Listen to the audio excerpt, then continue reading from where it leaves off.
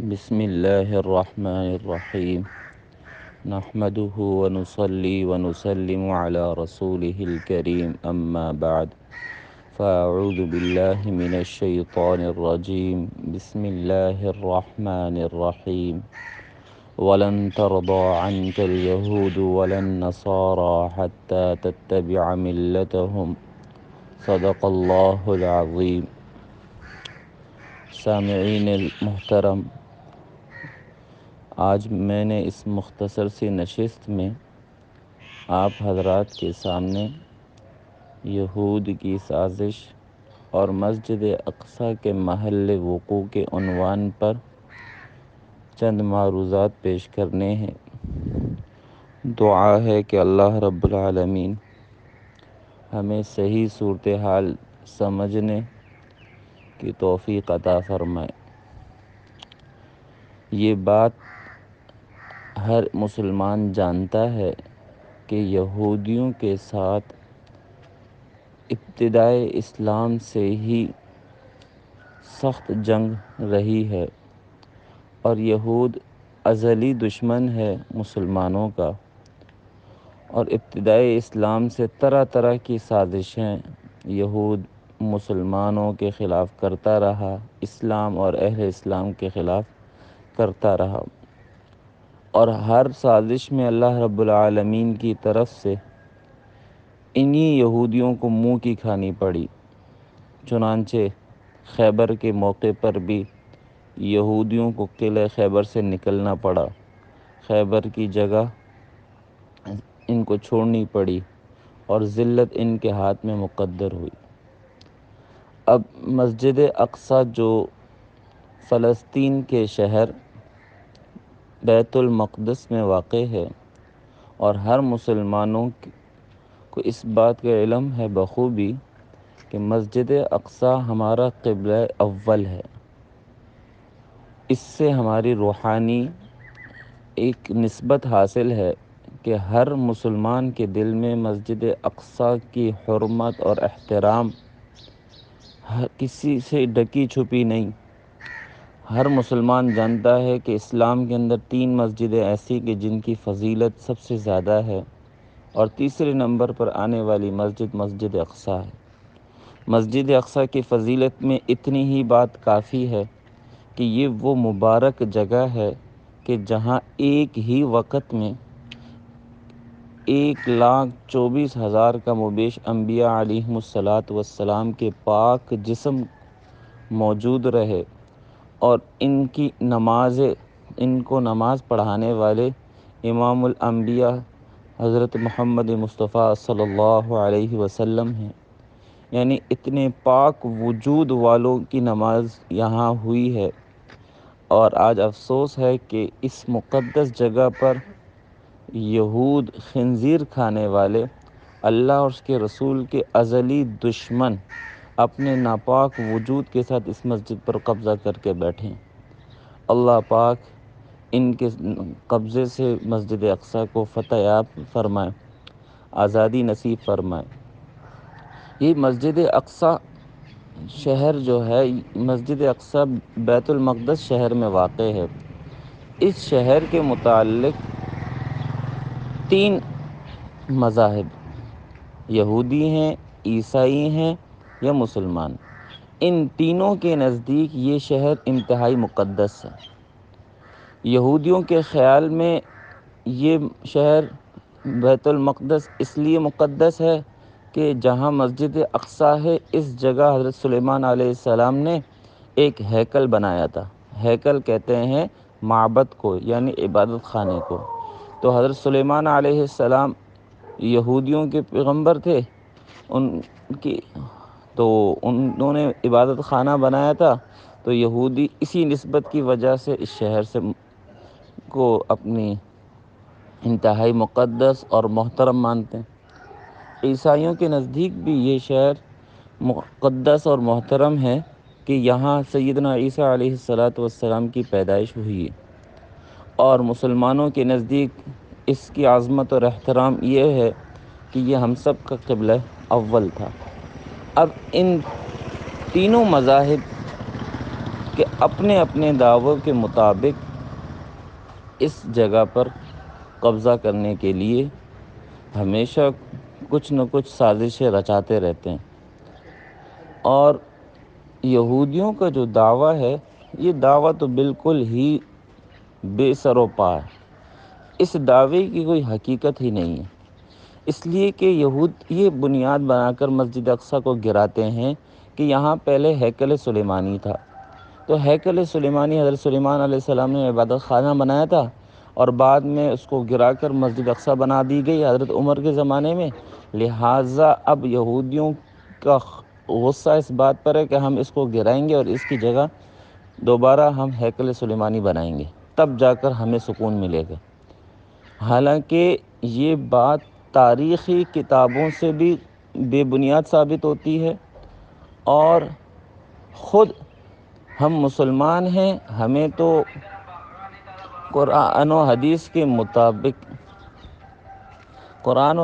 مطابق چلنا ہے۔ حدیث کے اندر تو یہ بات آتی ہے کہ مسجد اقصیٰ جو ہے اس کی بنیادوں کی تعمیر حضرت آدم علیہ السلام نے ابتدائے دنیا میں ہی رکھی تھی، کہ دنیا کے اندر سب سے پہلی مسجد بننے والی مسجد حرام ہے، اور اس کے بعد مسجد اقصیٰ ہے، اور ان دونوں مسجدوں کے درمیان میں کتنا فاصلہ ہے؟ تو وہ 40 سال کا فاصلہ ہے۔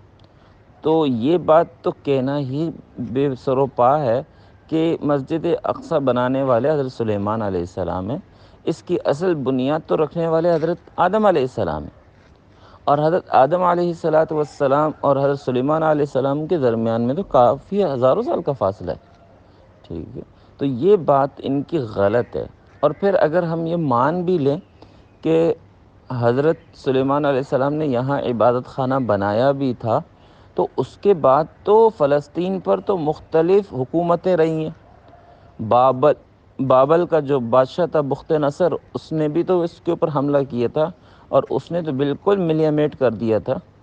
وہاں تو اس وقت تو عبادت خانے کا کوئی وجود ہی نہیں تھا۔ اور خود حضور علیہ السلام جب سفر معراج پہ جاتے ہیں تو آپ علیہ السلام نے جہاں براق کو رکھا، براق سے اترے تھے اور براق کو باندھا تھا، تو اس جگہ وہاں تو کچھ اور تعمیر تھی ہی نہیں سوائے مسجد اقصیٰ کے، اور حضور علیہ السلام کے زمانے میں جب نہیں تھی،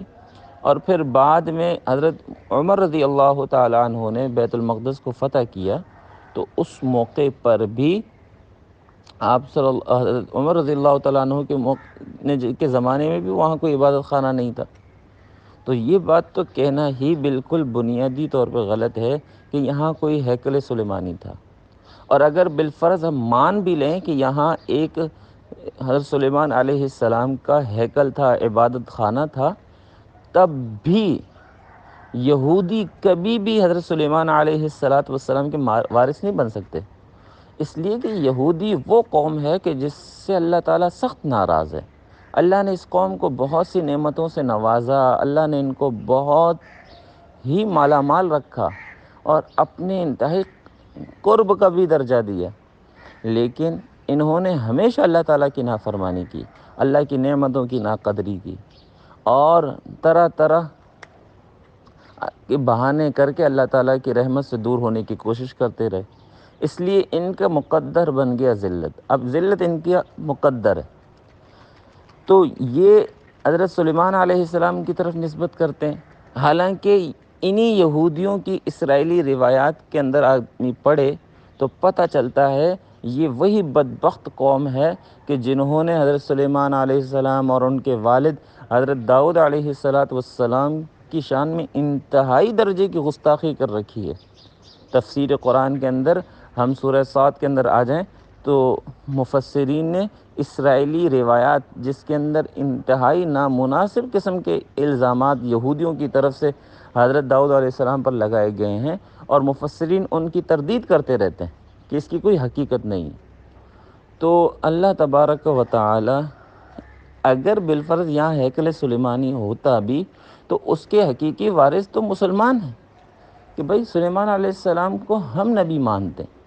ٹھیک ہے، لیکن چونکہ محمد مصطفیٰ صلی اللہ علیہ وسلم تشریف لا گئے تو اب ان کی اطاعت ہمارے ذمہ لازم ہے، لیکن بقیہ تمام انبیاء کا احترام ہم سب پر واجب ہے۔ تو بات یہ ہے کہ ہیکل سلیمانی کی بنیاد یہ بناتے ہیں کہ حضرت سلیمان علیہ السلام نے رکھی تھی،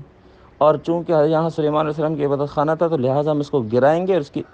مسجد اقصیٰ کو گرائیں گے، یہاں دوبارہ ہیکل بنائیں گے۔ تو یہ بالکل ہی نامناسب بات ہے۔ یہ یہودیوں تو ازلی اللہ اور اس کے رسول کے دشمن ہیں، انبیاء علیہ الصلوۃ والسلام کا ناحق قتل کرنے والی یہ قوم ہے، یہ اللہ اور اس کے رسول کی نافرمانی کرنے والی قوم ہے۔ تو یہ تو ان کا تو کوئی حق ہی نہیں بنتا کہ یہاں حضرت سلیمان علیہ الصلوۃ والسلام کی طرف نسبت کر کے مسجد اقصیٰ کو شہید کریں۔ ان سب کی جو کوشش یہی ہے کہ کسی نہ کسی طریقے سے ہم یہاں مسجد اقصیٰ کو گرا دیں اور مسجد اقصیٰ کی جگہ ہم ہیکل سلیمانی دوبارہ تعمیر کریں۔ ان کا ایک مقصد یہ ہے، اور دوسرا مقصد یہ ہے کہ جب ہم بیت المقدس کو فتح کر لیں، یہاں ہیکل سلیمانی بنا لیں، اس کے بعد ہم جو ہے اس جگہ کو چھوڑ کر اس جگہ جا کر ہم جو ہے گریٹر اسرائیل بنا دیں، اور یہ گریٹر اسرائیل کے اندر فلسطین کا علاقہ آ گیا، شام کا علاقہ آ گیا، لبنان کا علاقہ آ گیا، اور آگے چل کر یہ مدینہ منورہ تک ان کے خیال کے اندر یہ ارادہ ہے کہ ہم وہاں تک جائیں گے اور وہاں جا کر اپنی اسرائیلی ریاست کو قائم کریں گے۔ باقی یہ ہے کہ مسجد اقصیٰ کا محل وقوع،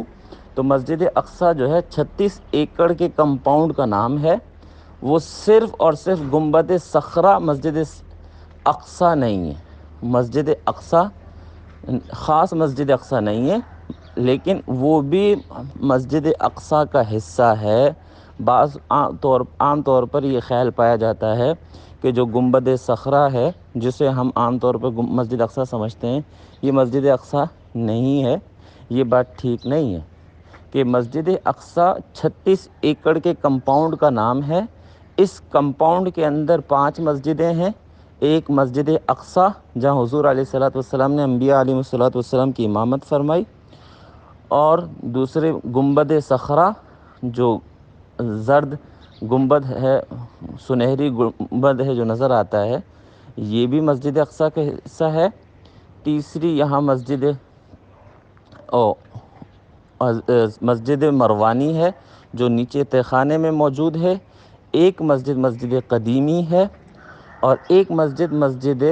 براق ہے جہاں حضور علیہ الصلوۃ والسلام نے براق کو باندھا تھا، اور آج اس جگہ پر یہودیوں نے ایک دیوار کھڑی کر دی اور یہ کہا کہ اس دیوار کی بنیاد سے ہی ہیکل سلیمانی کی بنیاد تھی، لہٰذا وہ دیوار یہودیوں کے نزدیک انتہائی محترم ہے، اور وہاں یہ جا کر رونا دھونا کرتے ہیں، اپنے گناہوں کی معافی مانگتے ہیں اپنے خیال کے مطابق۔ تو ان یہودیوں کی سازش ہے۔ اللہ رب العالمین سے دعا ہے اللہ پاک ہمیں مسجد اقصیٰ کی فتح یابی کے لیے